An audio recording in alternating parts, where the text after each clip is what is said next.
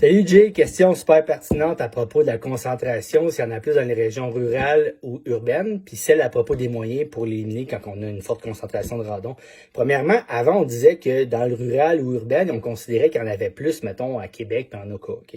Mais tu sais, si t'arrêtes, tu fais un peu tes recherches, puis je suis d'accord, là, moi je fais des tests chez des clients, puis je suis pas à Oka, puis je suis pas à Québec, puis j'en trouve des degrés de becquerel qui sont en haut de 200 becquerel, qu'on a besoin de correction.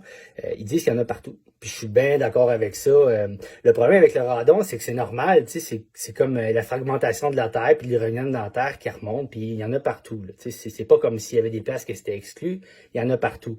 Les nouvelles constructions, habituellement, dans leur plan, dans leur façon qu'ils font les dalles dans la terre, là, tu sais, comme mettons dans le sous-sol, ils prennent en considération que c'est important. Fait que là, souvent, ils vont aller boucher, exemple, les sommes-pompes, tout ce qui aurait rapport avec la dalle pour éliminer au maximum le risque que le radon vienne dans le sous-sol. Les corrections à faire, dans le fond, c'est simple. Ok. Pour essayer de te faire une image mentale, imagine-toi, là, mettons que tu as un gros problème de radon chez toi. La meilleure affaire qu'on ferait pour éliminer justement cette concentration dans une cave, c'est qu'on installerait une genre de cheminée de dépressurisation. Une cheminée de dépressurisation, il faut que tu le vois vraiment comme un tuyau qui rentre en dessous de ta dalle, cloque, puis que dans le fond, le radon qui s'accumule en dessous de ta dalle, elle sortirait par là. Ça veut dire qu'elle pognerait tout le radon qui serait autour de ta cave, dans le sous-sol, puis elle l'amènerait dans cette cheminée-là, puis avec un ventilateur, elle la ferait sortir, puis là, mettons, la cheminée, elle la monte comme une cheminée extérieure. Tu sais, elle monterait jusque dans ton trou, puis elle sortirait.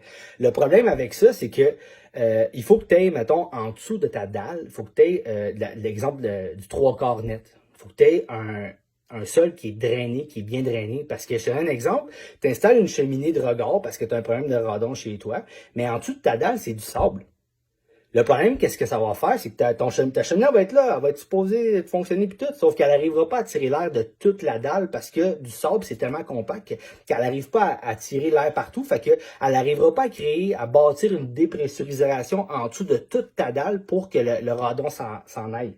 Puis l'autre problème que je trouve le plus important, c'est que c'est les vieilles maisons. Tu sais, mettons, une nouvelle construction aujourd'hui, on y pense à ça. Habituellement, un bon contracteur, si on en reparlera, c'est un bon sujet, mais c'est supposé être bien fait. C'est supposé mettre un pare-vapeur, d'avoir prévu à l'effet de boucher toutes de boucher toutes les entrées qui auraient pu laisser passer le radon. Exemple, une somme-pompe. Il y en a dans les nouvelles maisons qui ont des sommes-pompes, mais souvent, il faut que ça soit protégé, il faut que ça soit scellé, puis ça l'empêche justement le radon de sortir. Les vieilles maisons sont pas de même. Les vieilles maisons, souvent, ils ont pas ça. Tu as des craques dans la fondation, t'en as genre sur la dalle. Le gaz, il peut sortir de partout. Fait que c'est plus dur pour les vieilles maisons d'aller chercher cette dépressurisation-là, puis en plus d'étanchéiser une maison qui a un problème de radon. Les alternatives que je conseille, puis qu'on peut regarder quand tu fais tes recherches sur Internet, c'est genre de sceller les joints, de mettre de la peinture / scellant sur ta dalle de béton pour essayer de faire en sorte que les craques soient camouflés, cachés, imperméabilisés / étanchisés pour que justement le radon il puisse pas sortir par là.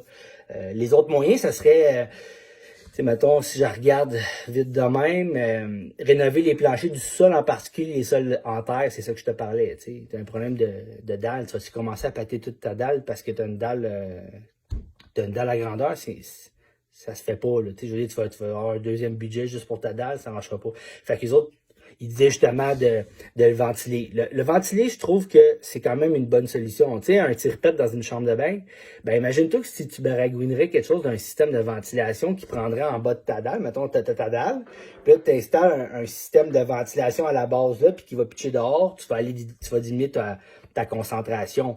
Il y en a qui disent ouvre les portes, les fenêtres, mais c'est bien dur de le faire à moins 40 dehors. Tu sais. Fait qu'il faut que tu trouves des alternatives comme le système que je te parle de ventilation.